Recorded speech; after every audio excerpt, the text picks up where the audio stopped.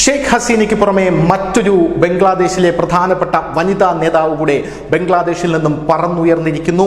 വലിയ രീതിയിലുള്ള പ്രക്ഷോഭം ബംഗ്ലാദേശിൽ ഉണ്ടാകാനുള്ള സാധ്യത കണ്ടുകൊണ്ടാണ് ഇവർ പറന്നുയർന്നത് എന്നാണ് ബംഗ്ലാദേശിലെ പല രാഷ്ട്രീയ നിരീക്ഷകരും പറയുന്നത്. എന്നാൽ ഇവർ പറയുന്നത് അങ്ങനെയല്ല, ഞാൻ പോയിരിക്കുന്നത് ചികിത്സയ്ക്കായാണ് എന്നുള്ളതാണ്.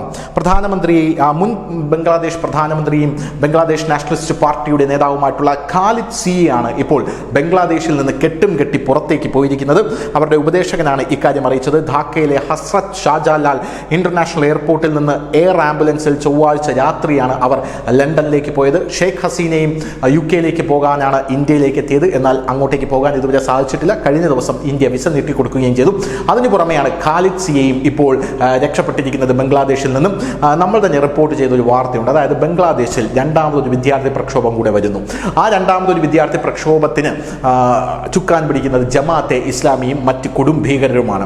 ഇവർ വലിയ രീതിയിൽ അവിടെ പ്രക്ഷോഭം അഴിച്ചുവിടുന്നു. ഭരണഘടന അട്ടിമറിക്കാൻ ശ്രമിക്കുന്നു.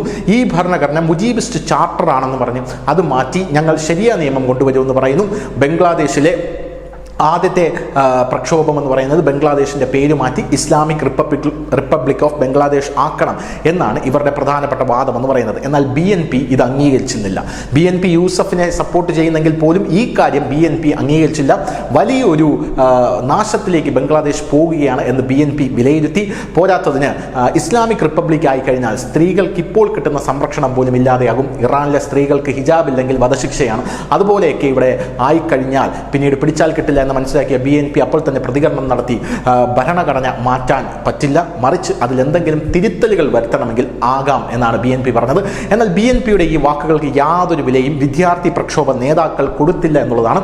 യൂനസ് ആദ്യം തന്നെ ആയുധം വെച്ച് കീഴടങ്ങി. യൂനസിനെ ബംഗ്ലാദേശിന്റെ പ്രസിഡന്റ് ആക്കാം എന്നാണ് അവർ കൊടുത്തിരിക്കുന്ന വാഗ്ദാനവും.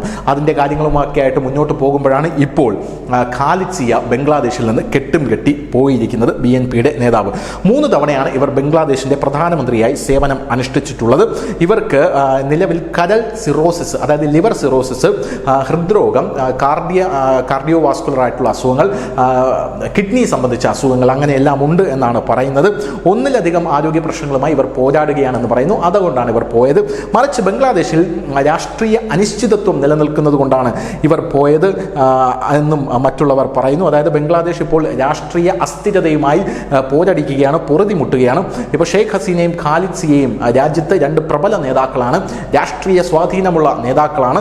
അവർ രണ്ടുപേരും ഇപ്പോൾ പുറത്തേക്ക് പോയിരിക്കുകയാണ്. വിദ്യാർത്ഥികളുടെ നേതൃത്വത്തെ തുടർന്നുള്ള പ്രക്ഷോഭത്തെ തുടർന്നാണ് ഇവർ പോയത് എന്നാണ് ബംഗ്ലാദേശിലെ പത്രങ്ങൾ തന്നെ പറയുന്നത് എന്നുള്ളത് വേറൊരു കാര്യം.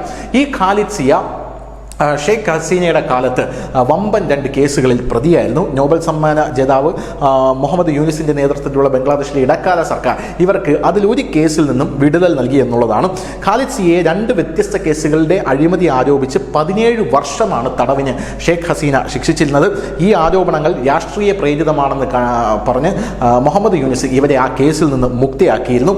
എന്തായിരുന്നാലും ഈ എയർ ആംബുലൻസ് ബംഗ്ലാദേശിന് അയച്ചു കൊടുത്തത് ഖത്തർ അമീറാണ് ഇത് അയച്ചു കൊടുത്തത്. ഷെയ്ഖ് ഹസീനയുടെ സർക്കാരിൻ്റെ കാലത്ത് ഖാലിദ് സിയയ്ക്ക് ജാമ്യം ലഭിക്കുകയും ബംഗ്ലാദേശിൽ ചികിത്സ തേടുകയും അവർ ചെയ്തിട്ടുണ്ട്. എന്തായിരുന്നാലും തിങ്കളാഴ്ചയാണ് ഖത്തർ അമീറായിട്ടുള്ള Sheikh Tamim bin Hamad Al Thani ഈ ഖാലിദ് സിയയ്ക്കായിട്ട് പ്രത്യേക ആംബുലൻസ് അയച്ചു കൊടുത്തത്.